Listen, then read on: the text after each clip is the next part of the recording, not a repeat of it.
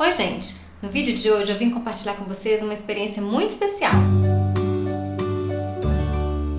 Eu sempre busquei um autoconhecimento, me aprofundar nas minhas questões do passado, me desconstruir para me reconstruir, enfim. Eu sempre tive muito em mente que sem desenvolvimento pessoal, sem um autoconhecimento, ninguém chega a lugar nenhum. Por essas e outras, eu já fiz de tudo um pouco nessa vida. E não foi fazer por fazer, não. Eu comecei e terminei todos os meus processos de autoconhecimento, salvo os que eu ainda tô fazendo, praticando, exercendo, né? Então, isso inclui aí meditação, yoga, regressão, hipnose, terapia e mais recentemente o coaching, como vocês acompanharam por aqui. E depois de passar por todo aquele processo do coaching, a vontade de me aprofundar e conhecer mais e mais é imensa, porque isso se transforma numa verdadeira libertação. Então, embora eu tenha praticamente concluído o meu processo de coaching individual, como eu tinha uma viagem para Nova York no meio do caminho, a gente deixou a conclusão, o exaurimento mesmo desse processo para a volta. E a conclusão desse processo, ela é realizada através do SOR, que é uma ferramenta de análise de personalidade, mas nada como a própria Carolina Janotti, a minha coach, para explicar isso pra gente. A palavra SOR, na verdade a pronúncia é uma palavra em inglês, então a pronúncia é SOAR e escreve soar. E o que quer dizer isso? Isso quer dizer voar alto. Por quê? Porque esse resultado ele está diretamente ligado ao autoconhecimento. E a partir do momento que a gente se conhece, a gente está assim preparado para voar alto, seja em qual área for. A gente tem um teste, né? São 2 folhas que você vai preenchendo, respondendo algumas perguntas e aí tem níveis lá, quase nunca, nunca, sempre, vai preenchendo às vezes, então você vai preenchendo de acordo com o que você imagina. E são 2 partes desse teste. Isso, é interessante assim, é só um parêntese que eu recebi essas perguntas pra fazer em casa, embora possa também ser feito, né, no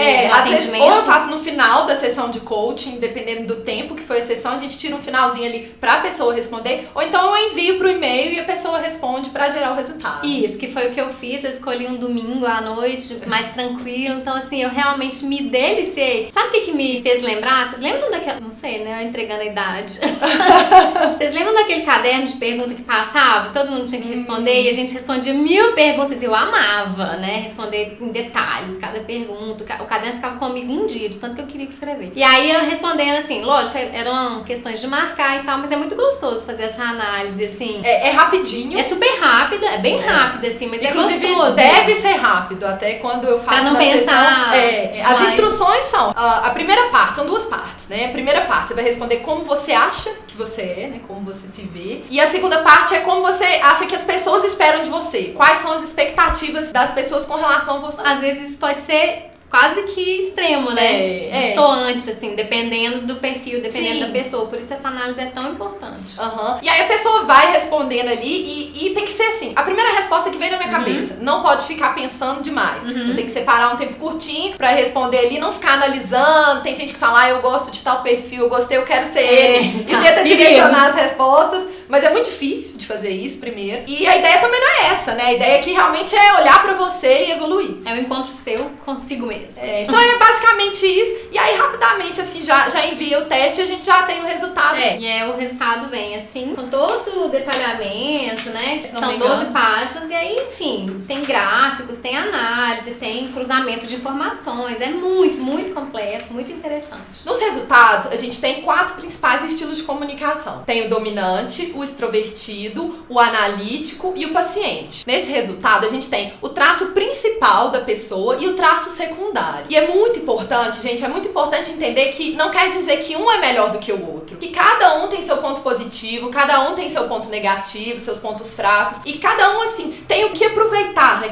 Eles são únicos, são muito únicos. No caso da Ana, vamos falar um pouquinho agora, Ana? Gente, olha só, coração aberto, expondo aqui minha intimidade pra vocês. Mas brincadeiras à parte, a gente conversou sobre isso antes, assim, foi uma descoberta tão maravilhosa, mas foram tantas coisas novas vindas de um simples responder de questionário que eu achei que valia a pena mostrar um pouco disso pra vocês, mesmo me abrindo um pouco e até me expondo de certa forma pra vocês. Mas acho que é válido, acho que que só acrescenta pra quem tá do outro lado aí também. Sim, Falando então um pouquinho agora de você, o traço principal que a gente encontrou da Ana foi o extrovertido, foi a extroversão. O que você acha disso, Ana? Não, e assim, lógico que a gente já conversou antes, mas colocando aqui pra vocês. Foi uma baita surpresa. Pelo seguinte, quando ela me colocou o meu resultado como extrovertida, eu até concordei que hoje eu sou uma pessoa bem extrovertida, eu gosto de dar uma quebrada, enfim, eu sou mais expansiva, eu não consigo ficar muito na minha quando eu chego nos lugares e tal. E aí eu até falei com ela assim, engraçado que no passado eu não era assim, no passado eu era muito introvertida, eu era muito fechada, eu era muito tímida e depois eu me transformei numa pessoa extrovertida. E aí veio a grande surpresa.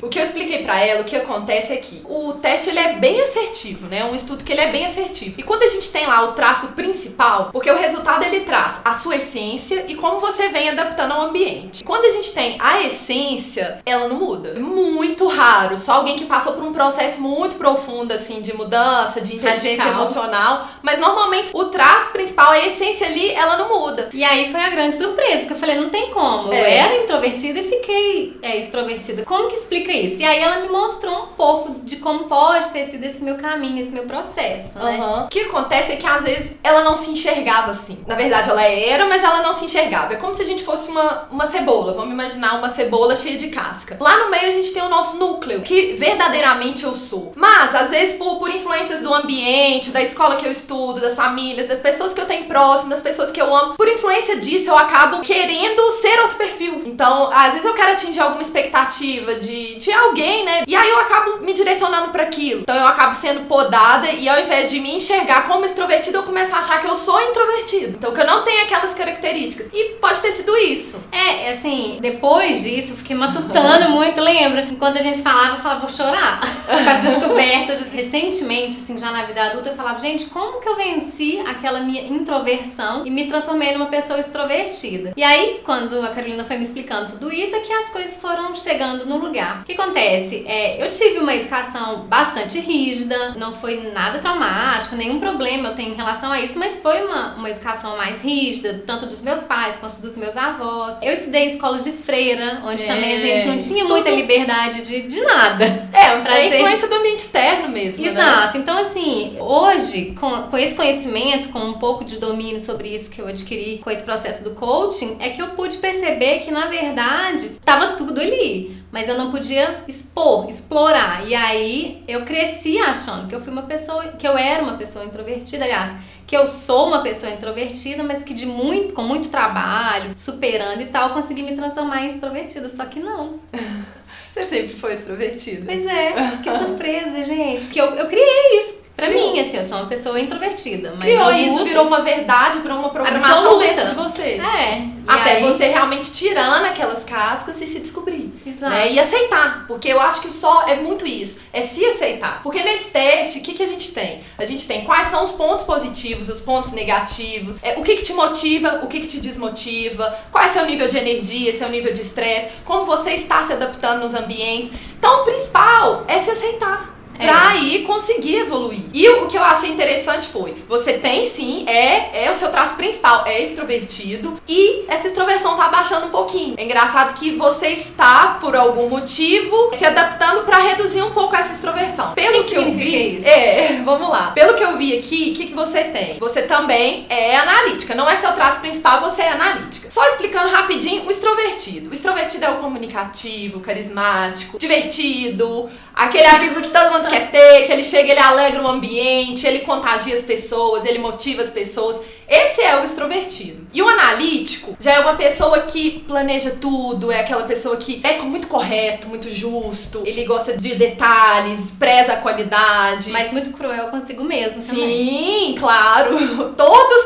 têm assim, no nível alto, o que eles podem causar. Por exemplo, o extrovertido alto, ele às vezes fica sendo sem noção. Fica sendo aquela pessoa chata, aquela pessoa cansativa, que fala demais, inconveniente, mal educado. Mas mesmo, assim, não sei em que nível eu estou da extroversão, mas uma coisa que eu tenho que tomar um cuidado é que, talvez pela minha natureza mais ansiosa, mais acelerada, eu tenho que ter um cuidado pra não sair falando igual uma louca, impondo as minhas ideias e querendo impor a minha empolgação às pessoas, tanto quanto acontece comigo. Então, eu tenho que ter esse cuidado, eu tenho que me frear um pouco. Isso também vem com uma outra característica sua, que é o dominante. Mas só pra voltar ao analítico, talvez a sua extroversão mesmo esteja diminuindo. Por quê? Porque o seu perfil analítico tá subindo um pouquinho. Então, o que a gente pode interpretar? Você está com projetos, então você tá com necessidade de focar ali na qualidade, de fazer algo bem correto, bem certinho. E pra isso, você tá fechando um pouquinho. Mais focando, isso, né? É questão de foco. É questão de foco mesmo. Então, você reduziu um pouco essa expansividade pra concentrar naquilo que você deseja, aumentou um pouco o seu traço analítico. Pra quê? Pra ter detalhes, pra ter tudo correto, tudo da melhor forma, buscar uma qualidade melhor. Então, isso explica um pouquinho como essa descendência aí do extrovertido e a ascendência do analítico. E faz todo sentido. Faz, é impressionante como um teste que, igual você falou, você responde 2 paginazinhas, já traz, né, algo tão preciso. E outro resultado que a gente teve aqui foi a dominância. Você também é dominante. Pessoa dominante, o que ela é? Ela é determinada. Na verdade, assim, o dominante, ele foca em tarefa. O dominante e o analítico, eles focam em tarefas. Então, ele vai medir o resultado dele pela realização. O analítico é mais pelo planejamento e o extrovertido, ele não mede. Ele vai no na empolgação mesmo. Mas você tem o traço de dominante. Então, o dominante, ele é muito determinado mesmo. Ele sabe o que ele quer. Inclusive, essa característica, normalmente, a gente encontra nos líderes, que consegue direcionar as pessoas.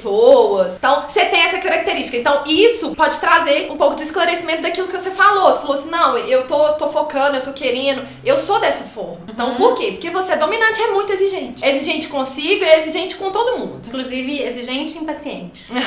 Né? É um ponto que a gente conversou também sobre isso. Falamos, né, dos pontos positivos. Só lembrar também que a dominância é fantástico, é muito bom. Só que o dominante em excesso tem que tomar muito cuidado. Porque ele pode ser tido como aquela pessoa arrogante. E como eu falei que ele é focado em tarefas, ele muitas vezes vai querer passar por cima das pessoas pra realizar. Então é muito importante. Ele pode ser tido como mandão, autoritário. E da mesma forma o analítico vai ser aquele chato que fica ali preso em detalhes, só foca no problema. O analítico, ele olha pro muro e vê uma barreira. Ele vê exatamente o muro. O dominante não. O dominante, ele é visionário. Ele olha de cima e ele vê uma linha. É como se ele levantasse e conseguisse ver uma linha. Então não tem nada que vai parar. Ele vai seguir e vai atingir os resultados. Agora vamos falar da impaciência, que foi o seu traço secundário, né? Porque o resultado, ele vem no traço primário e traço secundário. O meu traço principal é extrovertido. E o meu traço secundário?